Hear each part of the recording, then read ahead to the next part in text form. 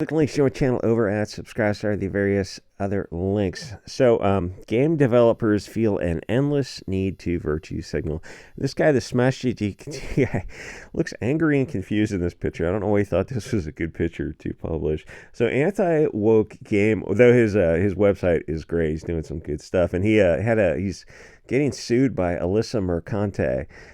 So he did like a Give Send Go or something to raise money, and he got a bunch of money because people hate Alyssa Mercante so much. That's kind of a deeper story, is like, where did she get the money to sue somebody over what is pretty much a frivolous lawsuit? A whole lot of that doesn't. Most people, you're in the public eye, you're a public figure like she is, or semi-public figure like she is.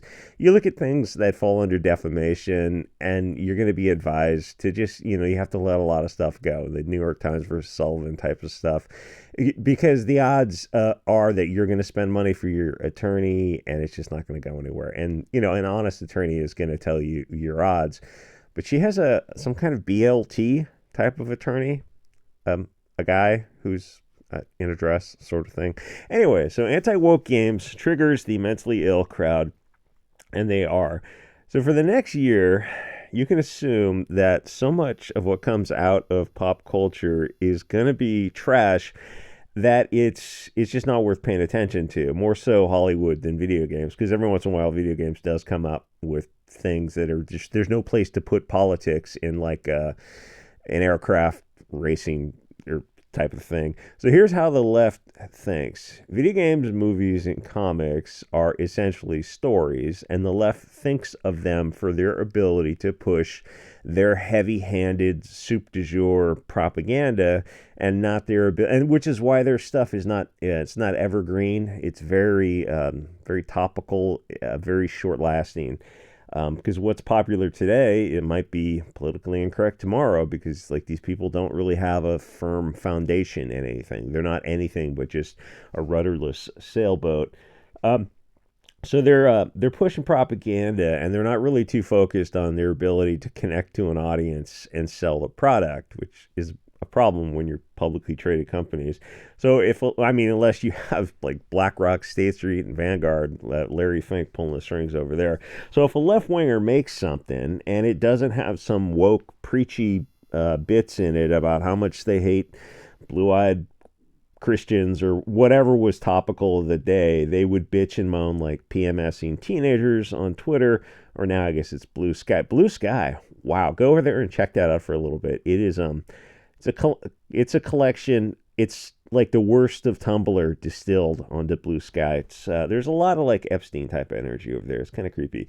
About how that person has a duty to use their platform to push their political message, pushing trans, gay, black, Palestinian, whatever. It was Ukraine, and then I guess they got bored with Ukraine, and Palestine came along, and now they're all on board Palestine and both of these things.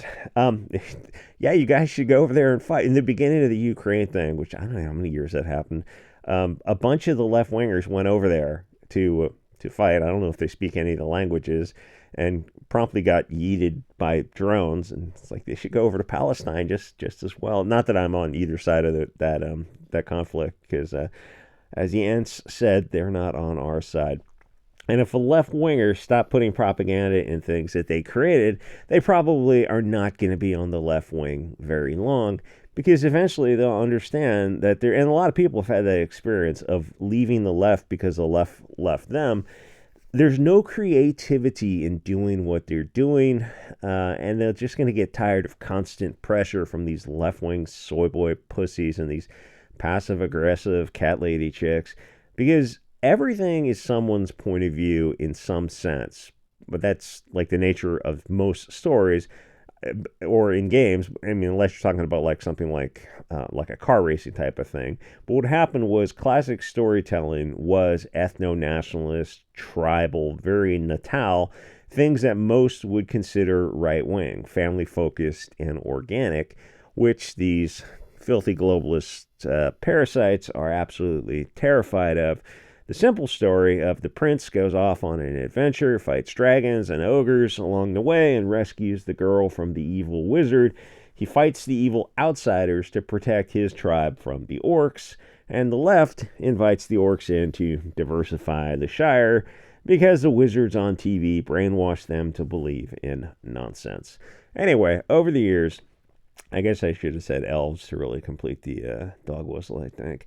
Storytelling went from a nationalist perspective to a globalist one. You see perfect examples of this with Hollywood and comic books, especially with the found family Bolshevik concept of cutting off the roots, leaving behind your blood tribe to join this diverse, plucky group of rebels who fight the nationalist type of thing.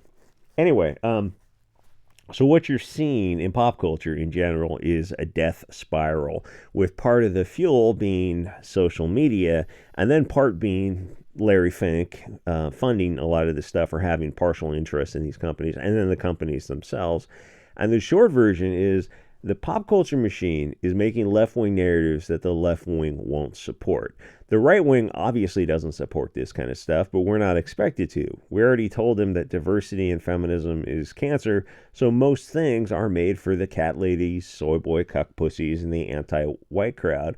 And it sounds so stupidly simple to repeatedly say this and crazy, but what it is like this is all actually occurring. They're marketing to an audience that doesn't exist. What was that movie? It wasn't called Dahomey. It was the Dahomey tribe in Africa, and they were trading their neighbors. And then the English and the French at various times went to war with them to stop, and they had to go to trading palm tree oil or something. Was it The Woman King or something? They virtue signal with movies, but then people just don't. And like that movie, they turned history around because they didn't like the real history that the Dahomey tribe were slave traders and they're black selling their neighbors, and that was the reality of a lot of this stuff in Africa, but they just couldn't deal with it, so they inverted history, and it's like, oh well, it's just kind of fiction anyway. But I mean, that doesn't make any sense. Why'd you use?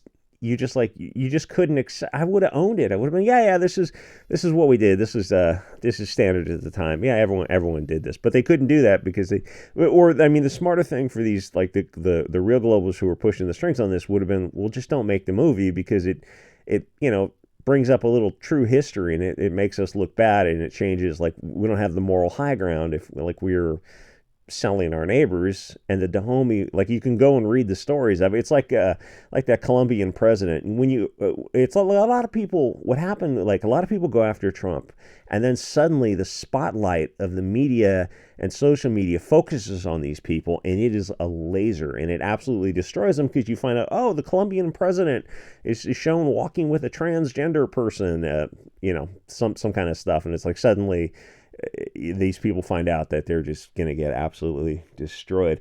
So they're marketing an audience that doesn't exist. They virtue signal, nobody's buying it, but Larry Fink just funds more movies. They want to put the propaganda out there. It doesn't really, I don't know what this is all about. Because Candace Owens, I guess. Woke doesn't sell because it's not real, but they won't let that stop them. You see what happens when games and movies get reviewed. Sometimes there'll be a split between the paid reviewers and the ordinary audience when something is just full of soy boy, virtue signaling, gay and black, trans, obese, furry, whatever. The stuff that just checks a diversity cringe box. The normal people will go in there and give it low scores, but the globalist media gives it high scores. It shows you shows you very clearly the media bias, like Black Panther, a Marvel movie, a mediocre movie. It doesn't bring anything to the table other than the standard CGI green screen, green room chase scenes and fights and explosions. There was nothing special about that movie in any capacity, but the reviewers had to give it high scores, and maybe they really believed it. It's like, it's a diverse cast. It's all black.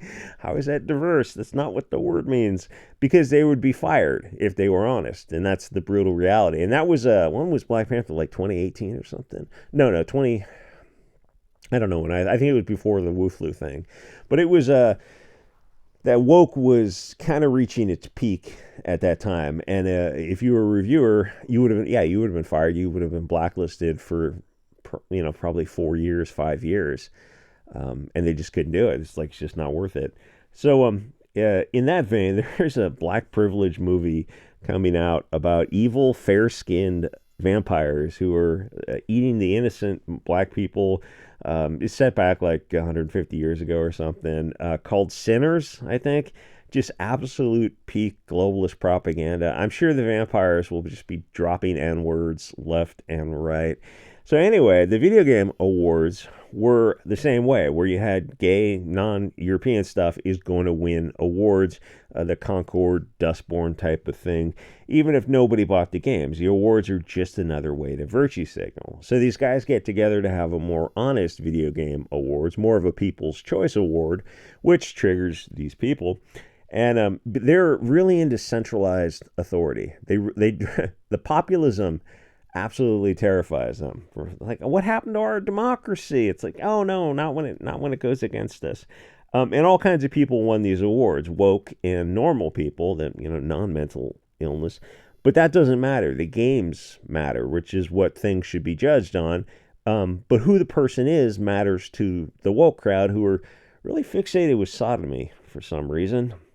And some guy's game won because, nobody wants to know about your sex life. It's what happened to too much information with a lot of this stuff. But the left gives awards based on virtue signal points. Like if you're gay, you get some points, but if you're trans, you get a whole lot more. And basically, just the darker the color you are, it's like there's a spectrum of how high you are on the hierarchy by the just skin tone or whatever's popular for the day. Like right now, Palestinian would be super popular. If you're like a gay trans Palestinian, you'd probably be at the top of that ladder, though. I don't know. You'd want to avoid learning a lesson about physics. Gravity is 9.8 meters per second squared, which is why their woke movies and games don't sell. If they make like a neutral car racing game, then obviously it'll do fine, and it doesn't matter that the person is gay, brown, trans, furry, or whatever. It's just like, oh, it's a good game. We're not gonna not give you a high score because you're some woke left-wing whack job. It's like we can just be honest and go, yeah, you did a good job in the game. It doesn't matter who you are. The game technically is fine, and it's good for the audience. It's like, yes, you get an award for that. Left wing doesn't understand that. The concept of something winning on its merit, because in their mind, people get extra awards for literally these virtue signaling points, and you look at them and you go, but this doesn't have anything. Who you are doesn't have anything to do with the gameplay. Why would it? Or the movie. It's like, oh, it's a movie made by some all women. It's like, but the audience doesn't give a darn who makes the movie. Elizabeth Banks, Berkeley, female directors. We got to have more female directors, and you need to see this movie to support female directors. But ideally, you would people wouldn't even know who the director was. It would just be a placebo, double-blind, placebo-controlled. And the left wing is terrified at that thought too. Like, no, you understand. If there's a black female director or something, you have to see it because of those oppression points. And the disconnect between, but that doesn't affect the movie because we're normal. In their mind, it does. The movie is better if a black female, Syrian, whatever, Somali makes the movie. It's like all these little oppression points are checked on the platform to give them extra points. It's like we have such irreconcilable differences, and you're going to continue to see that. And someone pointed out something kind of interesting, politically speaking, like with presidents going forward with Biden issuing like 2,500 pardons, is that's going to become the standard because the country is getting so partisan. It's becoming the schism between the political parties is getting wider and wider, that with every election, one side of the country is going to hate the other side, eventually kind of going to where they have to preemptively blanket pardon everyone associated with the executive branch or with their regime. Otherwise, you'll see what they did to Trump in 2020 when Biden's judiciary branch, no, not judiciary, when they went after Trump to, try to prosecute him for all kinds of nonsense. And you saw that's going to become more commonplace, where it looks like a banana republic. Yeah, it is. And that kind of I mean, that started in 2020 with when they started going after Trump for a bunch of, or I guess it started in 2016 where they're trying to go after him for like 8 years of everything, and like the guy is just clean as a whistle. He just didn't. Oh no, you understand? BuzzFeed said he'd like to get peed on, and then people go, oh, he's kind of a little bit of a germ phobe type of guy. He's not so into germs, so he's probably not going to get peed on by a filthy prostitute. Oh, oh. Well, there goes that story. Anyway, this is why they have an endless need to virtue signal to this woke mob that they're good thinkers, so they have to get triggered by somebody getting an award on merit and just come out there and issue tweets about being total a-holes. And for 2025, you're just going to get more stories like this, whether movies or video games that just don't have an audience, which is great because like we're never running out of these soy boy pussies to laugh at, which is awesome. But eventually they have to run out of money, right? Anyway, like, comment, subscribe. I'll see you guys on the next episode.